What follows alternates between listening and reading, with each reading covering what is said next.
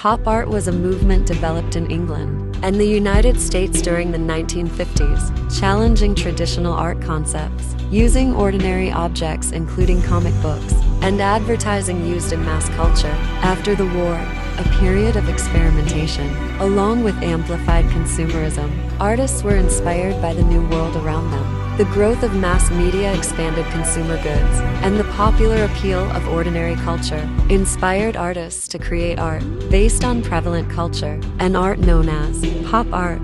The turbulent political climate and increased consumerism influenced artists, a mirror of the times. They focused on bright primary colors, frequently unmixed, and used techniques of printing and painting reflecting realism. Unlike the abstract expressionists, the artists linked their work with the mass media of film, television, cartoons, or everyday mass-produced imageries. Because pop art focused on identifiable and mundane images, the style became one of the most recognized movements, blurring the lines of high-class art and low-class culture. The artists interconnected art with the media world surrounding ordinary people and developed art as a commodity. Many of the artists started their careers in the world of commercial art as magazine illustrators, graphic designers, and even sign painters.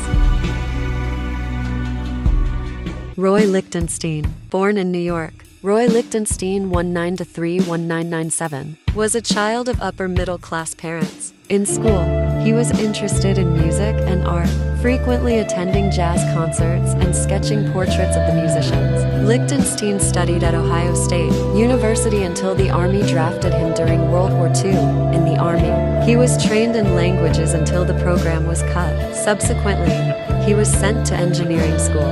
Lichtenstein returned to Ohio State, completing his bachelor's and master's degrees, teaching at the university for 10 years. In 1957, Lichtenstein, his wife, and 2 sons moved back to upstate New York to teach at the university and work on his own abstract expressionism art.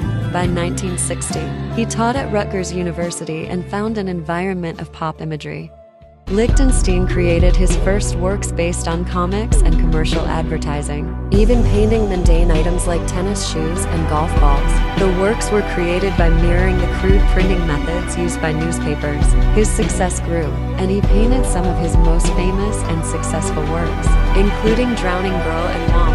Much of his work was based on styles found in comic books and commercial art, initially not considered worthy of the standards found in fine art. Lichtenstein took the trivial and created art. His first break with the abstract world occurred when he inserted comic book characters into his abstracted backgrounds. Lichtenstein wanted to illustrate the comic world more closely. He started using Bende .665, a tiny mechanical pattern, generally found in engraving to represent texture and progressions in color. He created the dots by using perforated dot patterns, in which his paintbrush would skim across the top and drop paint into the stencil circles. The dots were generally cyan, yellow, magenta, and black, their spacing and combinations used to produce different colors and shading.